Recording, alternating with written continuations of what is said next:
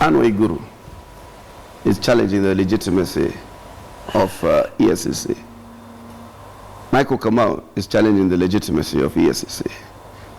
These are key Jubilee appointees, come operatives, at least until that point when the president had to bow down to public pressure.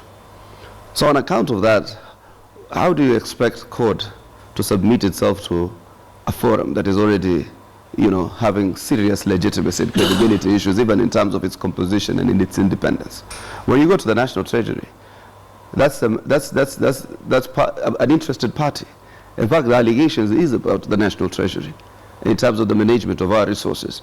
You don't expect to go there and say, and them to tell you, oh, we admit to our mistakes. They will definitely.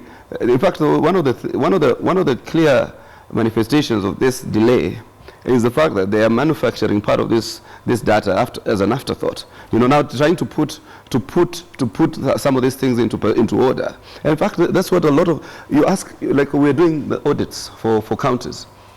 So counties come 6 months after the fact, and they're producing the paperwork. So our question to them, when this audit was being done 7-8 months ago, why didn't you produce this paperwork? So these are some of the things that now start to pierce serious dents in terms of the government. If indeed the opposition is interested in having the public money and funds accounted for, and like you say, why should they submit themselves to EACC? What happened to the rule of law in using the institutions that are in place to take care of what needs to be taken care of? Then fault them at that point. Maybe as you answer that question. Yes, my brother. When you go to the National Treasury, you're not going there to lend credence to that institution. We just want to see you there, National Treasury here. We hear that debate. We see between you two, you, Raila, and National Treasury, we're talking the truth. You see, in fact, if you can tell from a fact, I have a lot of respect for my brother Rungu Kangata. We served as student leaders almost at the same time, and I'm happy to hear that you're the poorest member of parliament that we have in Kenya, because you give out your money to worthy causes, which I think is excellent. You do appear to be following the debate, but you don't appear. You will not be persuaded. You get the point. They are already existing. In fact, I've been listening to you. It is evident that you've been reading both sides of the dimensions.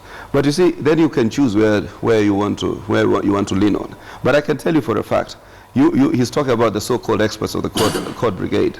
These are experts who are, in my assessment, they're not our experts, but they have been giving independent opinions out there. They're not members affiliated to the court family, or they are not members of the court affiliate parties.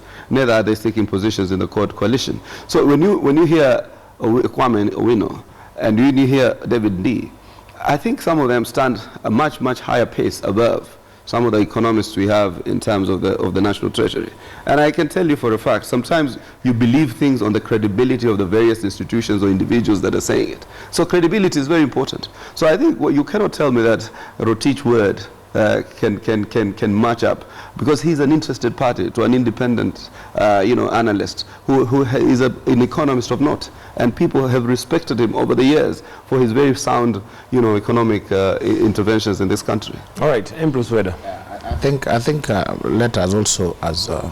let also Jubilee appreciate that the truth, and the definition of truth here is the original information, is with government, and all rumamongers outside there are entitled to rumamonga until the truth comes out, and the truth is with Treasury. So it was their responsibility to place on record the correct original information to answer each and every question.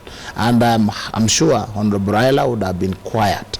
As we dilly-dally, people think there's something you're hiding and you're manufacturing the way he's saying, and then you lend credence to some theft or some other things. Some of these things, they are there in the Treasury, they would have come up and say, you are saying this, you are saying the money was not brought, you say this is the evidence, it was brought. You are saying the money was put in a private account. This is how it was wired. You are saying, you answered, there are about 10 questions on Braila was asking, which are very easy to answer. So there was dilly-dallying and gerrymandering, which caused more problems. Going forward. Do you accept that it was unnecessary for them to actually delay with that? Yes, it was not. It was not correct. Okay, could that be a reason? Could that be a question marks? It is the dilly-dallying that creates question marks. When you gerrymander, then people think there's something fishy. So going forward, they should know that whenever a question is asked where people seek the truth, and the truth is the original information, they should be very quick, because the responsibility to give information is on government to their citizens, not on Honorable Raila to come with information. So there, I think we didn't get it right, and we need to get it right moving forward, so that a lot of uproars and hullabaloos, we could be saved. They know Honorable Raila very well. He will make a lot of issues and noise. So the moment he opens his mouth, put those things on the table and tell him, read. Photocopy them. Put them in a wheelbarrow. We'll give them to him and to his experts.